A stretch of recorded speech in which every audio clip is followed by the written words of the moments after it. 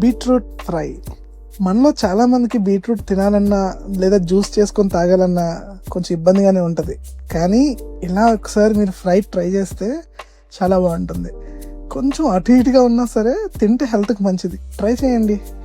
ముందుగా కొంచెం ఆయిల్ వేసుకొని పోపుకు కావాల్సిన సామాన్లు లైక్ గార్లిక్, పచ్చిశనగపప్పు, ఆవాలు, జీలకర్ర, కొంచెం మినప్పప్పు అండ్ దెన్ ఎండుమిర్చి. ఇంకా వేరే ఏవైనా పోపులో వేసుకునేవి మీరు వేసుకుంటే వేసుకోండి. అండ్ ఇందాక మనం తరిగి పెట్టుకున్న పచ్చిమిర్చిని కూడా వేసుకోండి. కాస్త మీడియం ఫ్లేమ్లో పెట్టుకొని వేపుకున్న తర్వాత ఇందాక మనం తరిగి పెట్టుకున్న ఉల్లిపాయ ముక్కలను వేసుకొని కొంచెం మిక్స్ చేసుకోండి. వీలైనంత తక్కువ ఆయిల్ వాడితేనే బెటర్ అండి. అండ్ ఫ్రై కదా, తక్కువ ఆయిల్తో ఎలా అయిపోతుంది అనే డౌట్స్ పెట్టుకోవద్దు.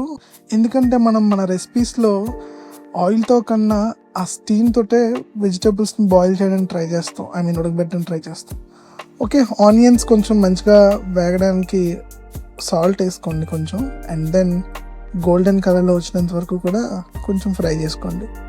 అండ్ కొంచెం అల్లం వెల్లుల్లి పేస్ట్ వేసుకొని ఇంకొంచెం సేపు ఫ్రై చేసుకోండి.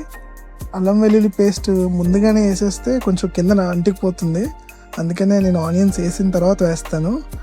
అండ్ హియర్ కొంచెం వేగిన తర్వాత నేను ఇంకా బీట్రూట్ ముక్కలు వేసేసుకున్నాను. బీట్రూట్ మరీ పెద్ద పెద్దగా కోసేసుకోవద్దు, ఉడకవు. వీలైనంత చిన్నగానే కోసుకోండి.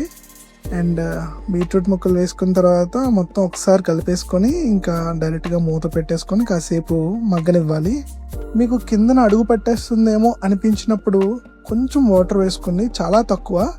సో దట్ ఆ వాటర్ వేసుకుంటున్నప్పుడు బీట్రూట్ ఉడకడానికి హెల్ప్ అవుతుంది. అండ్ మోర్ ఓవర్ కిందన కూడా అంటకుండా హెల్ప్ చేస్తుంది. అండ్ బీట్రూట్ మామూలుగానే కొంచెం ఉడకడానికి టైం పడుతుంది.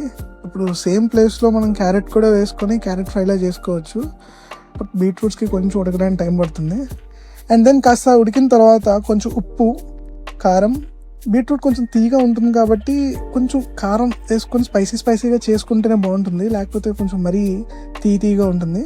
అండ్ దెన్ కొంచెం ధనియాల పొడి అండ్ జీరా పొడి అండ్ లైట్గా గరం మసాలా వేసుకొని మొత్తం ఒకసారి మళ్ళీ బాగా కలుపుకొని ఇంకా దాన్ని మూత పెట్టేసుకోవచ్చు.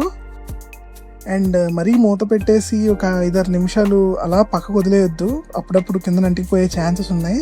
సో ఒక ప్రతి 2-3 మినిట్స్కి మూత తీసుకొని ఒకసారి కలుపుతూ ఉండండి. మన వేడివేడిగా బీట్రూట్ కర్రీ రెడీ. రైస్లో సాంబార్తోటో లేకపోతే పప్పుతోటో సైడ్ డిష్గా బాగుంటుంది. అండ్ డైరెక్ట్గా తినడానికి కూడా బాగుంటుంది. నేను ఇక్కడైతే సాంబార్తో తింటున్నాను, నాకైతే చాలా బాగా వచ్చింది, చాలా టేస్టీగా కూడా ఉంది. మీరు కూడా వీలుంటే ఒకసారి ట్రై చేయండి. టేస్ట్ ఎలా ఉందో కామెంట్స్లో చెప్పండి. Thanks for watching and please do subscribe.